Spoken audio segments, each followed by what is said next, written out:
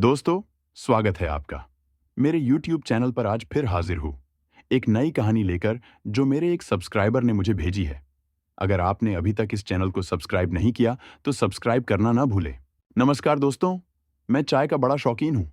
दिन की शुरुआत हो या शाम का ठहराव, चाय हर वक्त मेरे लिए खास रहती है। लेकिन जब जब मैं ऐसी कहानियाँ सुनता हूँ, जैसे कि आज आप सुनने जा रहे हैं, तो मन में एक अजीब सा डर समा जाता है। ऐसा लगता है कि चाहे जो हो जाए, चाय तो मैं अपने घर पर ही बनाकर पीऊंगा। बाहर की चाय, खासकर रात के अंधेरे में, कतई नहीं। कौन जाने, चाय की टपरी पर क्या अजीबो गरीब घटना हो जाए। आज की कहानी भी ऐसी ही एक खौफनाक घटना पर आधारित है। ये कहानी तीन दोस्तों, सुनील, सनी और विकास की है, जो एक साधारण सी मूवी नाइट के बाद एक खौफनाक अनुभव का सामना करते हैं। कहानी थोड़ी लंबी है, लेकिन इसे ध्यान से सुनिए, क्योंकि यह आपको डराने के साथ साथ हैरान भी कर देगी। सुनील, सनी और विकास तीनों बहुत अच्छे दोस्त थे। ये पटना के पास के एक गांव में रहते थे और 12वीं कक्षा के छात्र थे। पढ़ाई में तो ये तीनों ठीक ठाक थे, लेकिन मस्ती मजाक और फिल्मों के बड़े दीवाने थे। लगभग 5 महीने पहले एक जबरदस्त फिल्म रिलीज हुई थी। तीनों दोस्तों ने पहले से तय कर रखा था कि इसे थिएटर में ही देखेंगे। लेकिन उनके गांव से पटना के थिएटर की दूरी 55 किलोमीटर थी। इन्होंने प्लान बनाया कि शाम 7 या 8 बजे का शो देखेंगे और फिर रात 10 तक वापस घर लौट आएंगे। सब कुछ सेट था। घर वालों से बड़ी मुश्किल से इजाजत और पैसे मिल गए थे। मूवी के बाद बाहर आकर देखा तो एक नई समस्या खड़ी हो गई। इतनी रात में गांव की तरफ जाने के लिए न तो ऑटो मिल रहा था और न ही कोई रिक्शा। जो भी ऑटो रिक्शा वाले थे, वे या तो अनाप शनाप रेट मांग रहे थे या जाने को तैयार नहीं थे। थक हार कर तीनों ने तय किया कि पैदल ही गांव तक जाएंगे। रास्ता लंबा तो था, लेकिन बातचीत करते हुए और मस्ती करते हुए वक्त कट जाएगा। रास्ते में थोड़ी देर बाद तीनों ने देखा कि मुख्य सड़क से जाने में समय ज्यादा लगेगा। बारिश की संभावना भी थी।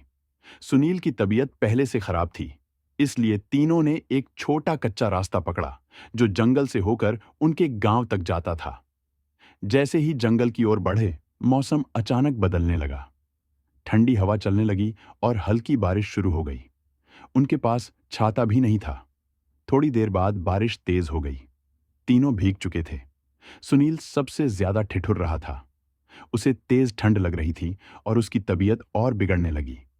बारिश थोड़ा कम हुई तो उन्होंने सुनील को आराम देने के लिए एक पेड़ के नीचे खड़े होकर रुकने का फैसला किया। पेड़ के नीचे खड़े खड़े उन्हें चाय की एक तेज खुशबू आई। तीनों को लगा कि यह मौका सुनील की हालत सुधारने का है। ठंड में गर्म चाय राहत देती। खुशबू के पीछे पीछे चलते हुए उन्होंने देखा कि एक बड़े पेड़ के नीचे एक छोटी सी चाय की टपरी थी। वहां एक दुबला पतला 70-75 साल का बूढ़ा आदमी चाय बना रहा था। उसने इन्हें हाथ के इशारे से बुलाया, जैसे कह रहा हो, आओ चाय पियो। बूढ़े आदमी की टपरी पर एक बेंच थी, जिस पर प्लास्टिक का शेड लगा हुआ था। बारिश बेंच तक नहीं पहुंच रही थी। तीनों दोस्त वहीं बैठ गए और चाय ऑर्डर की। चाय बनकर आई, लेकिन जैसे ही उन्होंने चाय का पहला घूंट लिया, एक अजीब सा स्वाद महसूस हुआ। चाय उतनी अच्छी नहीं लगी जितनी खुशबू थी। बिना कुछ बोले तीनों ने जल्दी जल्दी चाय खत्म की और कप लौटाने के लिए पलटे। लेकिन पीछे का नजारा देखकर उनके होश उड़ गए। चाय की टपरी पूरी उजड़ी हुई थी। बूढ़ा आदमी वहां नहीं था। गैस स्टोव, बर्तन और चाय बनाने का सामान गायब था। वहां सिर्फ एक टूटी फूटी कुर्सी और जंग लगी केतली पड़ी थी। डर के मारे तीनों ने वहां से तेज कदमों से निकलना शुरू किया।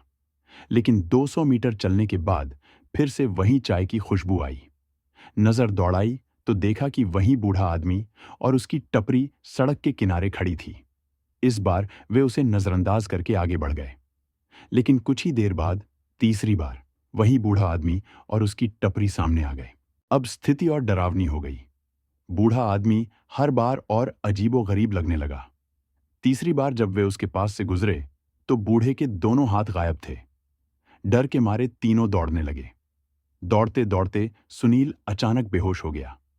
सनी और विकास ने उसे पेड़ के नीचे बिठाया, लेकिन जब ऊपर देखा तो बूढ़ा आदमी उसी पेड़ की डाल पर बैठा था।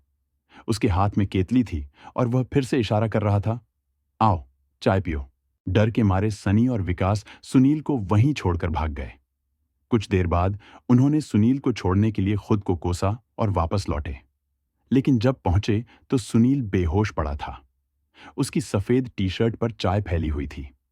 वे किसी तरह उसे हॉस्पिटल लेकर गए। डॉक्टरों ने बताया कि सुनील के सिर में गंभीर चोट है और वह कोमा में चला गया। आज 5 महीने बीत चुके हैं, लेकिन सुनील अब भी होश में नहीं आया। अधूरी माफी सनी और विकास आज भी इस घटना को याद करके पछताते हैं। वे सुनील से माफी मांगने की उम्मीद में जी रहे हैं, लेकिन उस रात की सच्चाई आज भी एक रहस्य है। वह बूढ़ा आदमी कौन था? क्या वह सचमुच भूत था? कहानी यहीं खत्म होती है, लेकिन यह याद दिलाती है कि कुछ घटनाएं इंसान को जीवन भर के लिए बदल देती हैं।